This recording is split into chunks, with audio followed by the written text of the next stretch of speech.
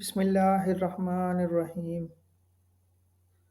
آج ایک اور نئے موضوع کی بات لے کر حاضر ہوا۔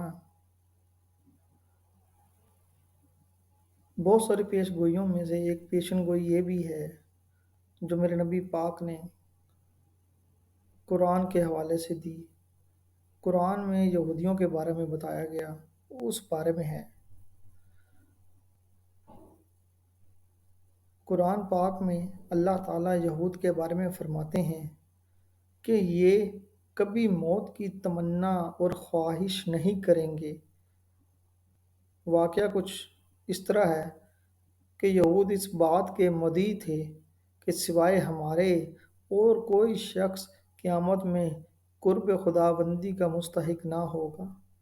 قرآن نے اس کا جواب دیتے ہوئے فرمایا، اگر تمہارے ذہن میں باطل میں یہ بات ہے کہ دار الآخرت میں فائدہ اٹھانے والے صرف تم ہی ہو، تو پھر تم دنیا میں رہنا کیوں پسند کرتے ہو اور اللہ تعالیٰ سے موت کی تمنا کیوں نہیں کرتے کہ وہ تم کو دنیا سے آخرت میں منتقل کر دے تاکہ تم ان فوائد سے مستفید ہو اور دنیا کی الجھنوں سے رہائی حاصل کر لو۔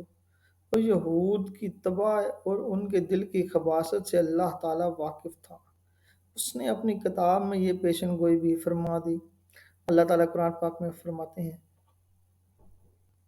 یہ کبھی بھی موت کی تمنا نہیں کریں گے، اس سبب سے جو کمائی ان کے ہاتھ کر چکے ہیں۔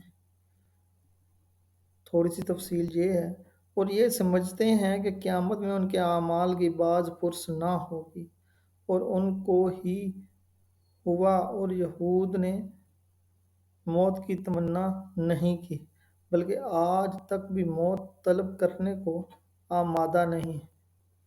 واحد مسلمان ہی ایسی قوم ہے جو آج بھی صرف کلمہ حق کہنے کے بعد فرماتے ہیں کہ ہمیں موت کی تمنا ہے، کیونکہ ان کو اپنے نبی پاک صلی اللہ علیہ وآلہ وسلم اور اللہ تعالیٰ پر مکمل بھروسہ اور ایمان ہوتا ہے۔